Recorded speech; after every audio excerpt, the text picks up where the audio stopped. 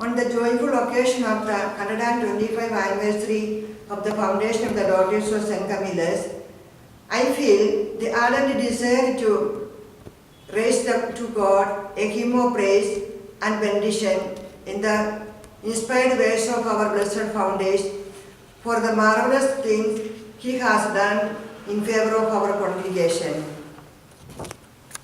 Today, the congregation is spread in 4 continents of the world, training the compassionate love of Christ through various healthcare activities. Looking down in the memory of the name, we see that God has been working with us at every stage of our activities. He was the one who tended with care the salvings of the Daughters of St. Camillus. For all the blessings of God poured down upon this congregation, we would like to present a brief summary of our activities in the form of a small documentary. The story of a little plant. Daughters of St. Camillus.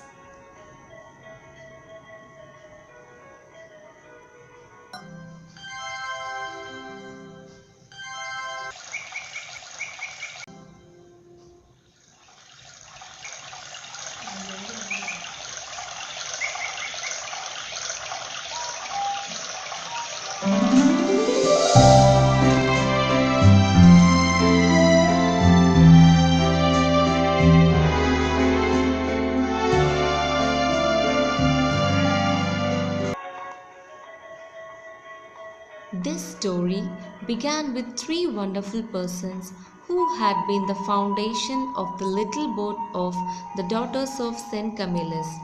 St. Camillus, Blessed Father Luigi Tessa and Blessed Mother Josephine Vanini. St. Camillus, the patron of the hospitals and nurses, was born in Buccianico in Italy on 25th May 1550. He became a soldier at the age of 17. He went to St. James Hospitals in Rome for the treatment of his ulcerated leg.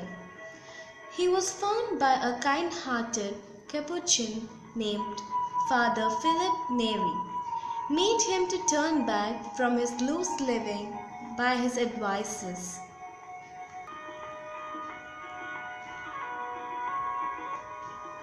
He had much desire to be a Capuchin, but God did not allow him to continue in his desire and designed another plan.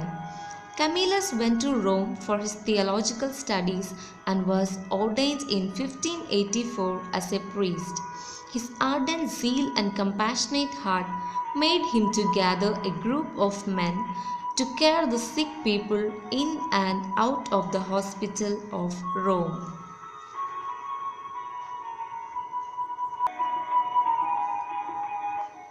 His motto was to serve the sick with the charity and love of a mother towards her only sick son.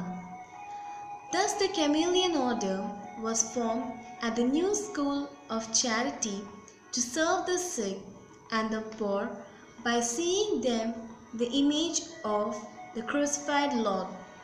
He died on 14 July 1614 in Rome, and he is the patron of sick and those who nurse the sick. The birth of the congregation Of the Daughters of St. Camillus. Judith Vanini was born in Rome on 7 July 1859 to Angelo Vanini and Annunziata Papi. From her early years of life, she nurtured a deep devotion to the Lord.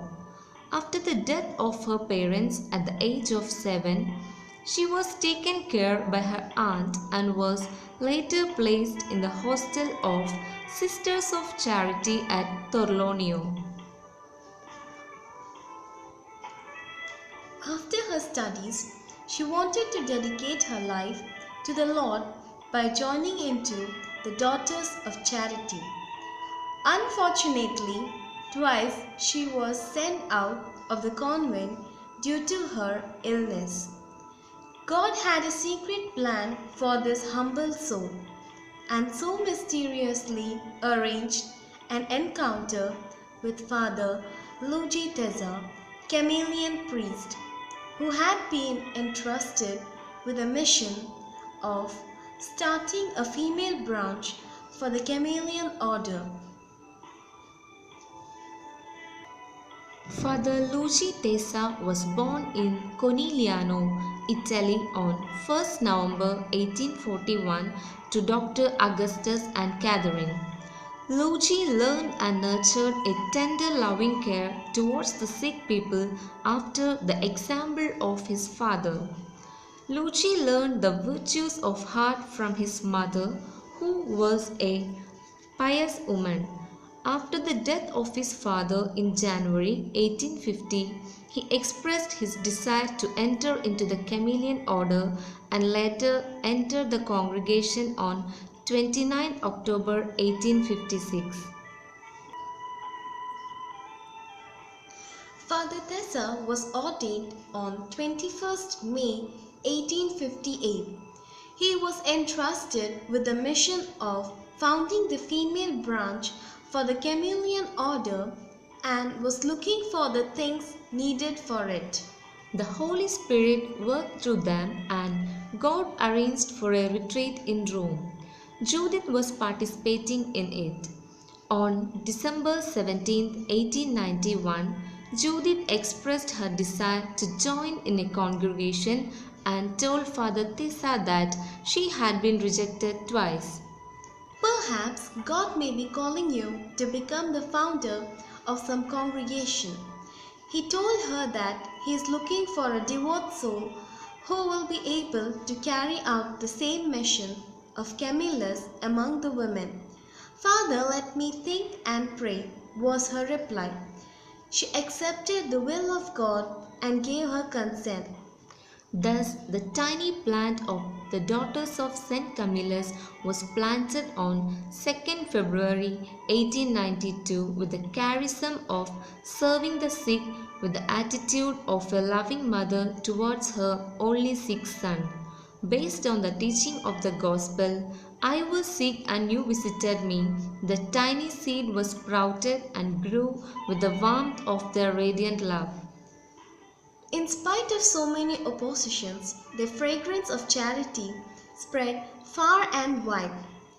Josephine Bonini went to get the heavenly reward on 23rd February 1911. On 21st June 1909, Daughters of St. Camillus was accepted by Pope Pius. On 26 September 1923, Father Tessa, the Apostle of Charity and Saint of Lima, left to his heavenly abode from Lima of Peru. When our life is anchored on a strong faith, even the storms of life pass like fleeting clouds, doing very little damage, because God never let us go. The expansion of the congregation. After the death of our founders, the Spirit of the Lord continued to animate the Institute with many vocations, rendering it possible to open more houses and to spread the fragrance of the charity of Camillus in many parts of the world. Today, the Daughters of St. Camillus have spread its branches to 4 continents, 6 provinces and 3 delegations. There are 1,800 sisters rendering their services all over the world. Among them, 730 sisters have gone to their heavenly abode. There are 93 houses spread all over the world. In India, 170 sisters are serving in different houses like old age homes, HIV centers, leprosarium, mentally challenged homes, hospitals, dispensaries and nursing college. 4 continents: Europe 29 convents, America 35 convents, Asia 18 convents, Africa 11 convents. 6 provinces: Africa, Peru, Brazil, Germany, Argentina, and India. 3 delegations: Benin, Colombia, Spain, and Portugal.